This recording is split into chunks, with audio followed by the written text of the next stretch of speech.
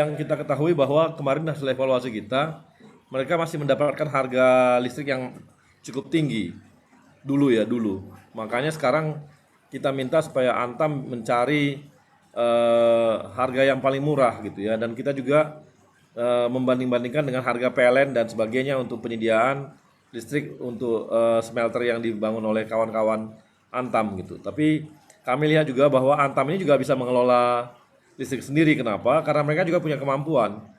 Mereka juga punya, jadi bukan hal yang baru bagi Antam untuk menyediakan listrik bagi mereka sendiri gitu. Jadi kita akan lihat harga mana yang paling murah. Apakah nanti beli dari PLN atau kita buat dari internalnya kita sendiri gitu, dari Antam sendiri.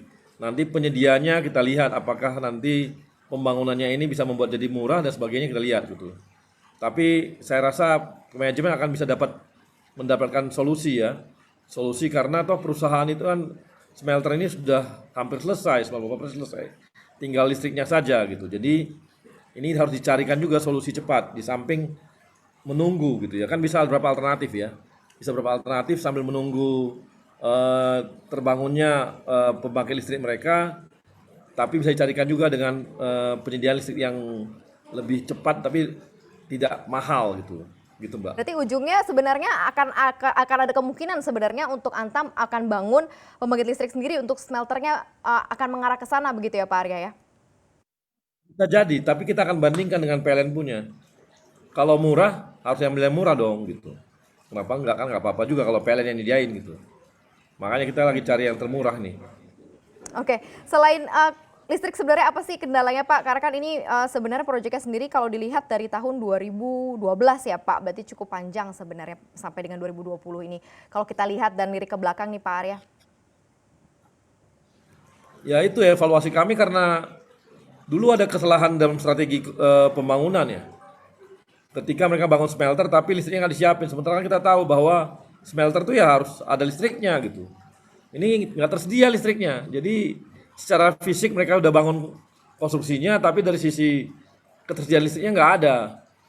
Maka dan kemudian kesini-sininya malah kemahalan. Jadi kita ingin perubahan, minta mereka supaya berubah ya gitu.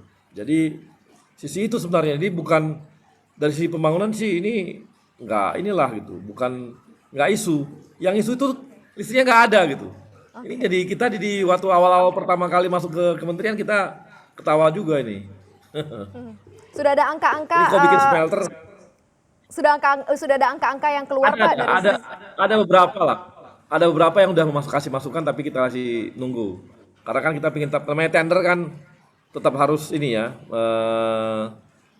memberikan ruang kepada yang murah juga. Tapi bisa continue gitu. Atau nanti kita cari juga jalan cepat bagaimana caranya listrik bisa masuk ya.